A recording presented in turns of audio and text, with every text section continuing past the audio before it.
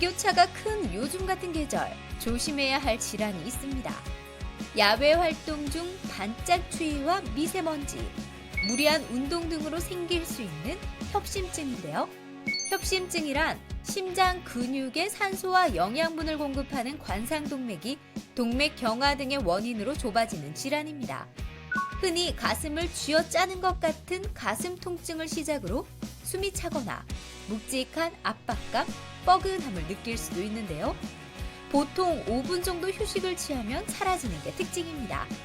그러나 이런 증상을 가볍게 넘기면 돌연사 원인 중 큰 비중을 차지하는 심근경색증으로 이어질 수 있어 협심증 초기부터 적극적인 치료가 필요합니다. 이번 주 건강 365에서는 운동이나 활동 시에 가슴 통증이 느껴진다면 의심해 봐야 할 협심증에 대해 알아봅니다. TBC 클리닉 건강 365 오늘의 주치 조정환 순환기내과 전문의와 함께하겠습니다. 안녕하십니까? 네, 안녕하세요. 순환기내과 전문의 조정환입니다. 네, 반갑습니다. 이 심장은 하루에도 10만 번씩 뛰면서 우리 몸 곳곳에 신선한 혈액을 공급하잖아요. 네. 오늘은 심장에 있는 관상동맥에 생길 수 있는 질환, 협심증에 대해서 알아볼 텐데 일단 그러면 관상동맥이 뭔지 궁금해요. 네, 보통 관상동맥이라 하면 사람들이 잘 모르는 단어거든요. 그러니까 이제 보통 심장동맥이라고 표현하면은 굉장히 좋은데 이제 심장 근육에 뭐 혈액이나 산소를 공급하는 혈관인데 네. 그 해부학적 모양이 임금니 왕을 썼는 왕관 모양과 닮았다 해서 관상동맥이라고 얘기하고 있습니다. 내가 왕이 될 예, 상인가 그 관상이 아니라 임금님의 이제 왕관 모양을 닮아서. 네, 왕관입니다. 그럼 제가 여기서 좀 아는 척을 좀 하겠습니다. 네. 그렇게 보면 이제 심장의 어떤 수도 간에 혈전이나 콜레스테롤이 기어서 생기는 게 아닐까 싶거든요. 네, 맞습니다. 아, 맞아요? 표현했습니다. 오. 그러니까 뭐 흡연이라든가 뭐 불규칙적인 생활 습관으로 인해서 뭐 노폐물이나 콜레스테롤이 혈관에 침착이 되면은 그것이 경화가 되거든요. 네. 그래서 일정 수준 이상 혈관이 좁아지면은 가슴 통증을 유발하게 되는데 그것을 협심증이라고 합니다. 네. 여기서 성대모사 기가 막히게 한번 했으니까 저도 그럼 노래 한 소절 할게요. 네. 봄봄봄 봄이 왔네요. 봄입니다, 지금 계절이. 왜 공감 안 해주세요? 아니, 음이 조금 다른 것 같아서. 네. 어쨌든 봄입니다, 여러분. 그래서 저도 오늘 옷에 오, 이렇게 꽃이 이렇게 그러네. 있는 옷차림을 좀 입었는데, 근데요, 선생님, 이렇게 좋은 봄에 자주 발생하는 질환 중에 하나가 바로 그 협심증이라고 들었거든요. 왜 그런 거예요? 예, 맞습니다. 협심증이 이제 혈관이 좁을 때 발생하는 질환인데 네. 특히 대구 같은 경우가 일교차가 굉장히 심하거든요. 맞아요. 그래서 우리가 보통 날씨가 추워지면은 이렇게 움츠러드는 것처럼 네. 똑같이 혈관도 그에 맞춰서 움츠러들거든요. 그러다 또 날씨가 올라가면 혈관이 늘어나요. 그래서 네. 수축과 이완이 반복되는 과정에서 혈관 민감도가 증가하게 되거든요. 그렇게 되면서 혈관이 더 심하게 좁기 때문에 가슴 통증이 발생하는 경우가 있고 또한 요즘에 지금도 아침에 보면은 출근할 때 보시면 굉장히 미연인도 많고 미세먼지가 네. 많거든요. 예. 그런 미세먼지를 직접적으로 흡입하게 되면은 보통 우리가 담배도 심장에 좋지 않듯이 그런 미세먼지가 혈관에 침착하기 때문에 동맥경화도 유발할 수가 있습니다. 그래서 환절기, 봄, 가을이나 그리고 날씨가 추울 때는 뭐 지금은 코로나 때문에 마스크 때문에 해제돼서 좋긴 하지만은 날씨가 급격히 추워진다든가 미세먼지가 많은 시절에는 마스크를 착용하시는 것이 심장 환자한테는 좋다고 볼 수 있습니다. 예, 마스크를 쓰면 협심증 예방에도 어느 정도 오. 도움이 된다. 이렇게 봐도 되겠네요. 예, 추위를 잘 체크를 해야 되겠죠. 날씨는요. 그래요. 협심을 한자로 풀어보면은 이 심장이 조여든다는 거잖아요. 협심증 증상 중에 다양한 증상이 있을 텐데 심장이 이렇게 조여드는 통증 말고 어떤 게 있을까요? 예, 보통은 증상이라는 것이 굉장히 주관적이고 다양한 경우가 많고요. 보통 이제 조인다는 느낌 외에도 뭐 갑자기 누른 듯한 압박감을 느끼는 분들도 있고 네. 또 따갑다고 호소하는 분들도 있고요. 그것이 또 방사통이라는 게 있어요. 그래서 가슴 통증이 주로 왼쪽 겨드랑이로 해서 왼쪽 손가락까지 가슴 통증 관계 좌측 어깨와 좌측 손가락까지 통증이 방사되는 경우에 저희가 협심증 증상을 이제 생각할 수가 있고 가장 특징적인 것은 보통 안정시 상태에서는 가슴 통증이 있지 않습니다. 보통 심장이 빨리 뛰게 되는 경우에 심장이 이제 산소 공급이라든가 혈액 공급이 빨리 이루어져야 되는데 혈관이 좁기 때문에 충분히 공급되지 못하는 이런 상황이거든요. 그래서 이제 맥박이 빨리 뛰는 경우는 운동을 하는 경우가 많거든요. 등산을 한다든가 달리기를 하다가 가슴 통증 때문에 도저히 통증 때문에 뛸 수가 없는 거죠. 그러다가 휴식을 취하게 되면은 단순히 심장 맥박수 떨어지면서 산소 요구량이 떨어져서 통증이 가라앉는 경우가 많거든요. 그래서 운동이나 스트레스로 유발이 되고 안정시에 그 통증이 줄어질 때 저희가 협심증의 증상이라고 의심해 볼 수가 있습니다. 네. 근데 코로나 백신 부작용 중에서도요, 가슴 쪼임이나 답답함이 있었거든요. 저도 이제 한번 느껴본 적이 있는데, 그럼 궁금합니다. 협심증이랑 가슴 통증이 있는 다른 이제 질환들과의 좀 차이점이 있다면 어떤 게 있을까요? 예, 보통 흔히 가슴 통증으로 이제 통증에서 환자들이 오기 때문에 하는데 이제 가장 예외적인 것 중에 하나는 이제 신경성 흉통이라는 게 있어요. 보통 어른들이 화병이라고 많이 있어요. 뭐 며느리가 말을 안 들어서 가슴이 아프다든가 그런 어떤 감정적인 통증이 나타났을 때 이 흉통을 느끼는 경우가 있어요. 보통 그런 경우에는 아마 그 이전에 감정적인 어떤 요소가 있는 게 있고 그거 말고 다른 것 중에 우리가 꼭 한 번쯤 놓치지 말아야 되는 증상 중에서 예를 들어서 환자가 오셨는데 갑자기 등이 찢어질 듯한 어머나. 통증이 갑자기 발생했을 때 보통 그런 분들이 보통 혈압이 많거든요. 그런 환자들 같은 경우에는 갑자기 혈압이 급격히 상승하게 되면서 대동맥이 찢어지는 경우가 있어요. 그걸 대동맥 박리증이라 하는데 그건 굉장히 응급한 질환이기 때문에 혹시나 가슴 통증 중에서 등과 같이 급격한 통증이 발생하는 경우에는 바로 가까운 병원으로 찾아가서 진료를 받아야 됩니다. 아, 그냥 조금 아파. 뭐 상대적으로 다 다르긴 하겠지만 이 정도가 아니라 정말 뭐 등에 뭐 칼이 꽂힐 정도의 네, 맞습니다. 그런 이제 통증이 느껴진다는 거네요. 예, 맞습니다. 그러면 혹시 협심증이 심해지면 심근경색으로 발전할 수도 있습니까?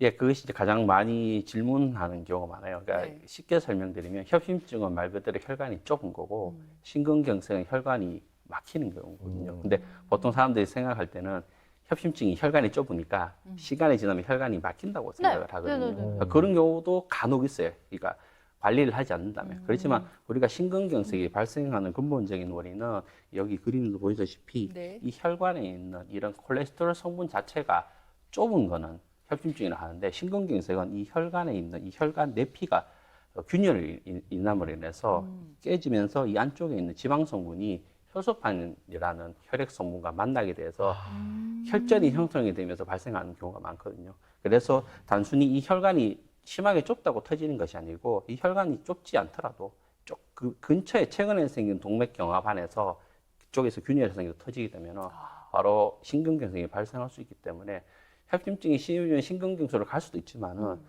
별로 심하지 않은 혈관에서도 심근경색이 발생할 수 있기 때문에 반드시 맞지는 않고 확실히 이제 쉽게 이해를 해주면 혈관이 좁은 것은 협심증, 네. 혈관이 막힌 것은 심근경색 이렇게 간단하게 이해해 보시면 될 것 같습니다. 예, 그렇군요. 근데 이 협심증 중에서도요, 독특한 게 있더라고요. 아침에 일어났을 때, 또 술 마시고 깨어날 때, 또 어떨 때는 추울 때 나타나는 특이한 협심증이 있다고요? 네, 맞습니다. 그게 보통 우리가 여러 가지 검사를 했을 때 나타나지 않아서 막 내시경도 해보시고 그렇게 되는데 변형 협심증이라는 혈관이 있는데 관상동맥이 다른 혈관에 비해서 이 근육층이 굉장히 두꺼운 편입니다. 네. 그래서 이 근육층 자체가 수축을 하는 경향이 많거든요. 근데 이 수축하는 그 요인이 스트레스일 수도 있고 앞서 제가 설명드렸지만은 차가운 날씨라든가 흡연이라든가 그리고 음주 같은 경우에 통증이 유발되는데 바로 나타나지는 않고요. 보통 전날에 과음을 한다든가 했을 때 새벽경에 가슴 통증이 발생하는 경우가 많습니다. 그럴 때 변형 협심증이라고 아까 앞서 제가 말씀드렸던 뭐 안정형 협심증 같은 경우에는 운동으로 인해서 이 증상이 유발되지만은 변형 협심증은 운동으로 인해서 증상이 유발되지는 않습니다. 그런 차이로 인해서 보통 환자분들이 그 전에 주로 음주가 많은 것 같아요. 음주한 이후에 새벽에 가슴 통증이 왔는데 내시 소화기 내과를 갔었는데 검사에서 특별한 게 없었을 때 저희 쪽으로 찾아오시면은 변형 협심증 검사를 할 수 있습니다. 네. 근데 아까 새벽에 가슴 통증 있다 얘기하셨는데 이게 역류성 식도염 증상이랑 좀 비슷하잖아요. 제가 한때 좀 먹을 거 왕창 먹을 때 가슴 통증 몇 번 있었거든요. 이걸 어떻게 좀 구분할 수 있을까요? 변이형 협심증이랑 역류성 식도염?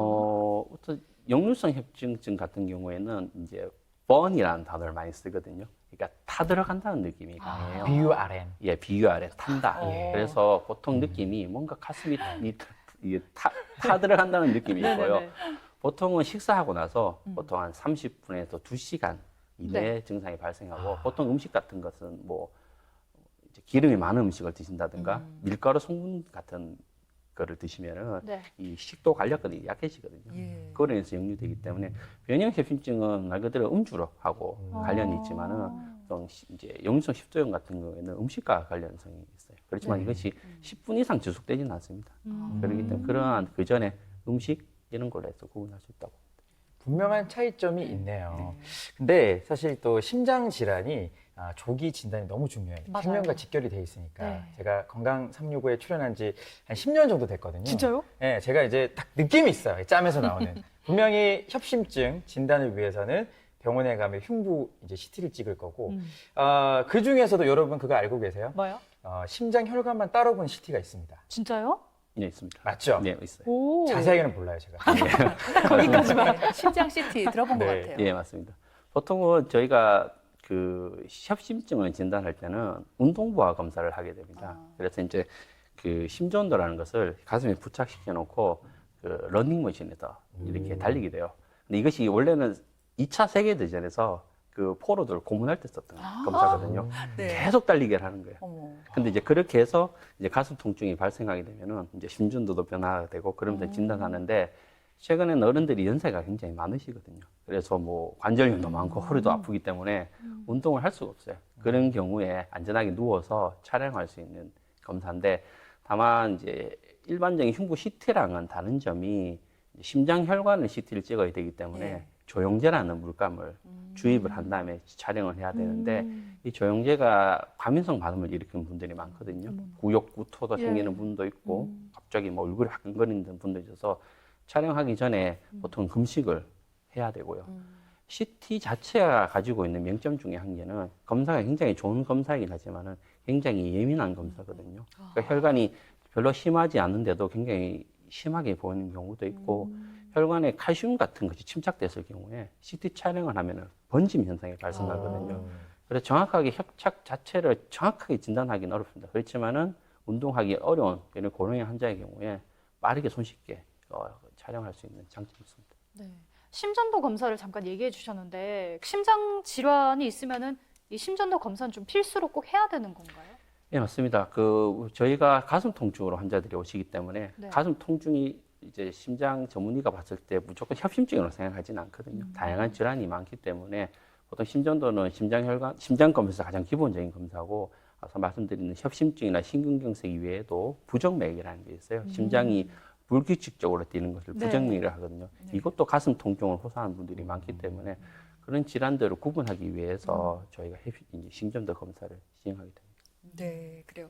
협심증 환자들은 대부분 스텐트 시술을 받는다고 들었어요. 우리가 말로는 스텐트 이렇게 많이들 들었습니다만 스텐트가 어떤 건지 또 이게 어떤 원리로 해서 증상을 개선시키는지 궁금하거든요. 네. 네, 저희가 관상동맥 중재 시술이라고 표현하거든요. 보통은 예전에 이 시술이 불과 한 30년밖에 되지는 않았어요, 역사가요. 그 이전에는 보통 수술적 방법으로 그냥 가슴을 열어서 네. 그 막혀 있거나 좁아 있는 혈관을 직접 외과 선생님이 이렇게 바늘로 집어서 연결하는 방법인데 중재 시술은 혈관 안을 치료하는 자체예요. 그러니까 바깥에서 특별히 개용을 하진 않고 혈관 자체에 천자를 한 상태에서 혈관 안으로 이제 저희가 우선 풍선을 집어넣게 되거든요. 그래서 이 좁아진 부위에 풍선을 집어넣은 다음에 바깥에서 물을 주입하면 풍선이 이렇게 확장이 돼요.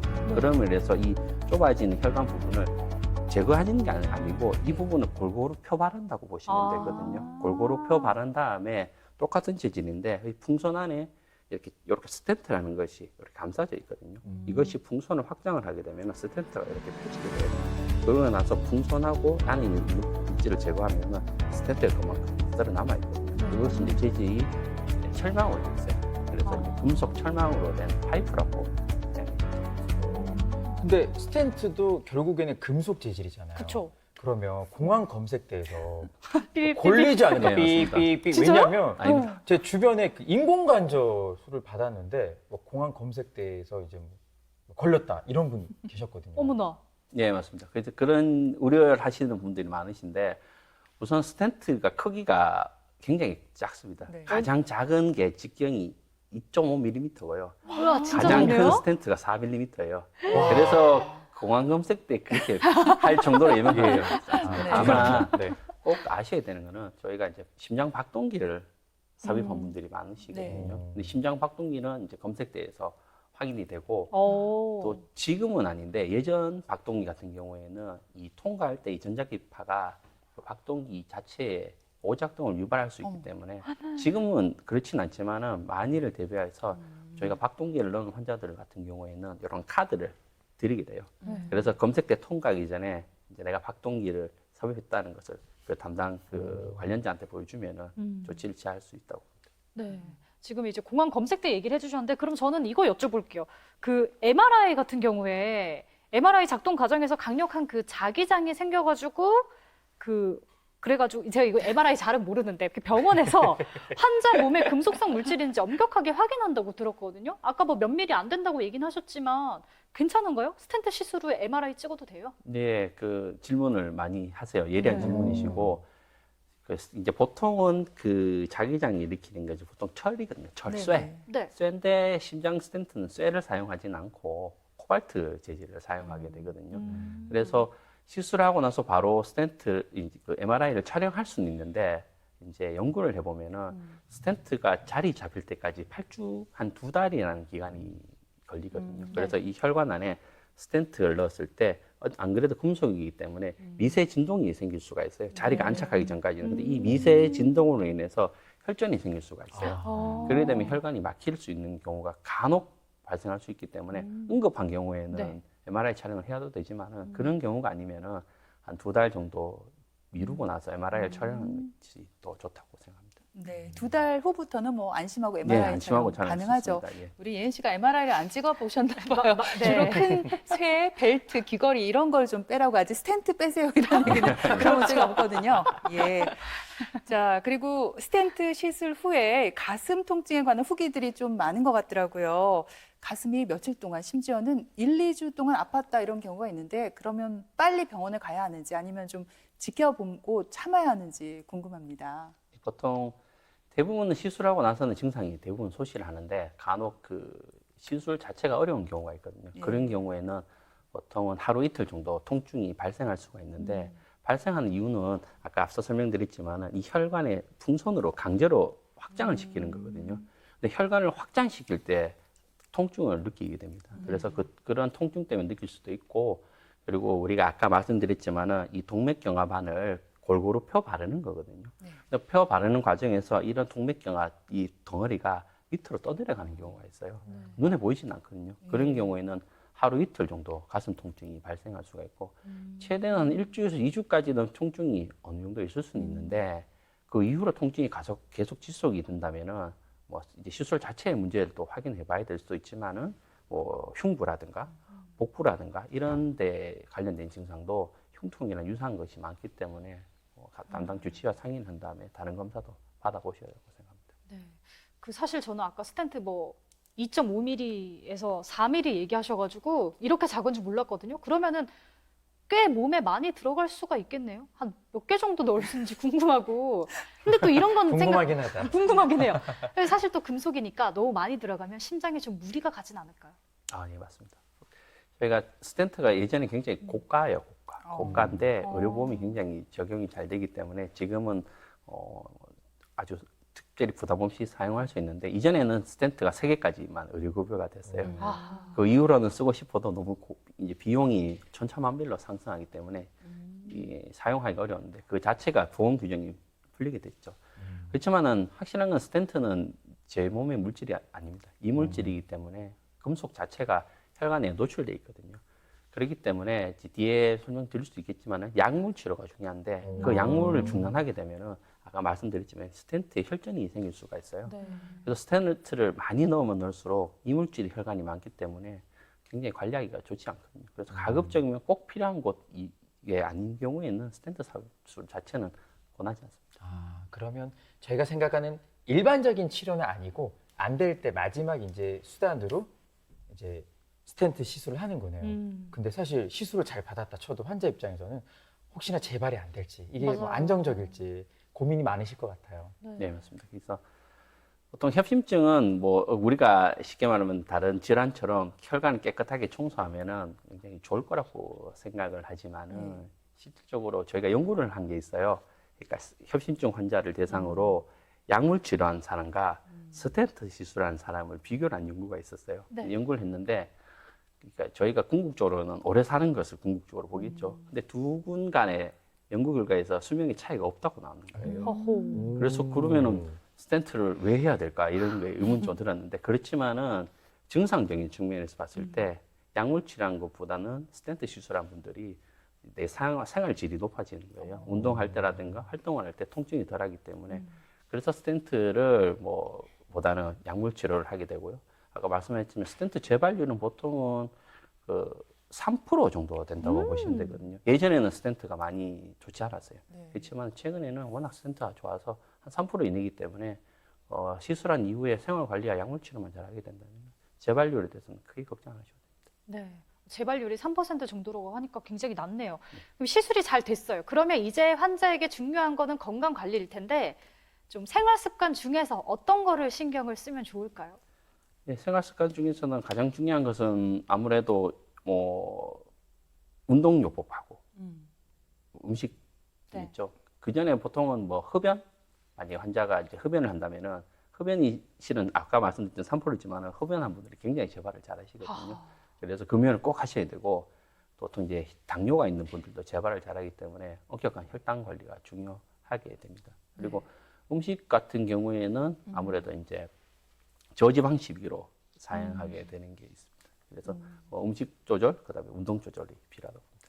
이 동맥 관련 질환과 관련해서는 우리가 식단 조절이 참 중요하다고 합니다. 특히 콜레스테롤 수치 중요하잖아요. 우리가 지방을 섭취할 때 어떻게 먹으면 좋을까요? 예, 보통 우리가 지방 섭취를 할 때는 딱 실온 상태에서 이것이 고체인지 액체인지 보시면 되거든요.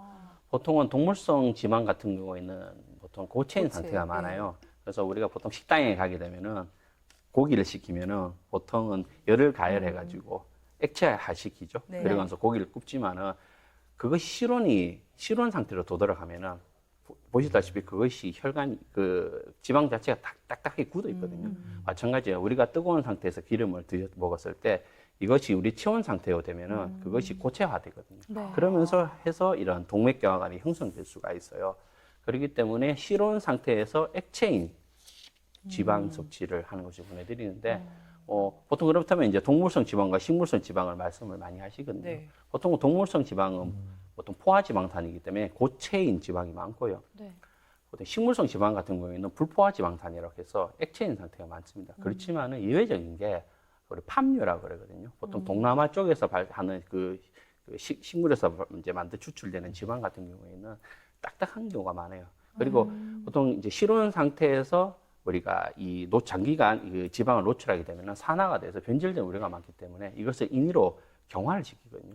그래야지 관리하기 쉽기 때문에 그게 가장 대표적인 게 요즘은 사용하지 않지만 우리 어른들 커피 드실 때 네. 프림이죠. 네. 그것이 원래 그 액체인 것을 간편하게 이용하기 위해서 경화시킨 거거든요. 그래서 우리가 그 커피를 드실 때도 따뜻한 물에 녹여서 드시잖아요. 네. 근데 결국은 그것이 실온 상태로 되돌아오면 굳어버리고. 굳어버리면서 네. 똑같이 가는 거죠. 그래서 이왕이면 그러니까 식물성 지방도 많이 섭취하는 게 좋지는 않습니다. 적정량 드시는 거대 가급적이면은 이제 실온 상태에서 그 고체인 지방을 성분을 피해야 된다고 보시면 되겠습니다. 그리고 또 궁금한 게 이제 심장 질환이니까 아무래도 운동이 좀 두렵다 하시는 분들도 있을 것 같아요. 왜냐하면 심장 박동이 빨라지잖아요. 그래도 운동은 진짜 중요한 거죠. 그렇죠. 운동은 중요한데 운동도 크게는 두 개로 나눠서 보시면 되거든요. 그러니까 제자리 운동이라고 하죠. 보통 우리가 피트니스에서 하는 이런 근력 운동들, 그 제자리 운동이 있고 우리가 흔히 말하는 유산소 운동은 몸을 움직이는 운동이거든요. 네. 그두 개는 굉장히 달라요. 그래서 보통 제자리에서 하는 운동은 제자리에서 우리가 몸을 움직이지 않는 상태에서 힘을 주게 되면은 심장 내 압력이 굉장히 많이 가하게 되거든요. 그래서 저희가 가급적이면 제자리에서 하는 근력 운동은 자제하고 몸을 움직이는 운동, 보통 경보, 사이클이라든가 수영이라든가 이런 경우에는 30분 정도 그리고 일주일에 한 3, 4일 정도로 꾸준하게 하시면 심박할 효과에 굉장히 도움이 됩니다. 네, 그렇군요. 주변에 보면은 6월이 빨리 왔으면 좋겠다 하고 기다리고 계신 분들이 많이 계시더라고요. 6월 28일부터 만 나이 통일법이 시행되면서 공식적으로 많게는 우리가 2살 어려질 수 있어요. 네, 그래서 저는 개인적으로 6월부터 30대로 다시 돌아가거든요. 좋겠네요. 근데 저는 나이에 대한 숫자보다는 혈관에 대한 숫자를 신경을 많이 씁니다. 뭐 혈압이라든지 혈당이라든지 콜레스테롤 수치를 아는 게 참 중요하잖아요. 예, 맞습니다. 그래서 보통 숫자를 좀 이제 요즘 많이 외우라는 캠페인을 하고 있거든요. 그래서 네. 혈압은 수치기는 120m로, 이완기는 80m로 유지를 하시면서 공복 혈당은 100m로, 그리고 콜레스테롤 수치는 200m로 이렇게 보시면 되고요. 협심증은 만성 질환입니다. 이것이 평생 그 퇴화가 되면서 생기는 질환이기 때문에 지속적인 관리가 필요하고요. 제가 개인적으로 이 건강한 생활을 위해서 가장 추천드리는 것은 체중을 권해드리거든요. 보통은 뭐 혈압이라든가 혈당 같은 경우에는 뭐 혈압기를 사야 되고 혈당 같은 경우에는 찔러야 되는 매번 힘든 게 많아요. 그래서 체중계를 산 다음에 다이어트 목적이 아니고 내 평소에 몸무게 수치를 보면서 만약에 몸무게가 늘어난다면 내가 지금 관리가 잘못되었다는 것을 알게 되고 또 과도하게 또 몸무게가 줄게 되면 그 자체도 문제가 될 수 있기 때문에 평소에 체중을 자주 체크하면서 그래서 피드백을 보면서 건강 관리를 하시면 많이 도움이 될 것 같습니다. 네. 오늘 이렇게 원장님이 알려주신 것들 여러분 잊지 말고 잘 체크하는 센스 모두들 가지면 좋겠습니다. 네, 그래요. 지금까지 시간 도움 말씀 주셨습니다. 조정환 순환기내과 전문의 말씀 잘 들었습니다. 고맙습니다. 그렇습니다. 네, 두 분도 오늘 수고했습니다. 고맙습니다. 고맙습니다. TBC 클리닉 건강 365 저희는 다음 주 시간에 다시 뵙겠습니다. 고맙습니다.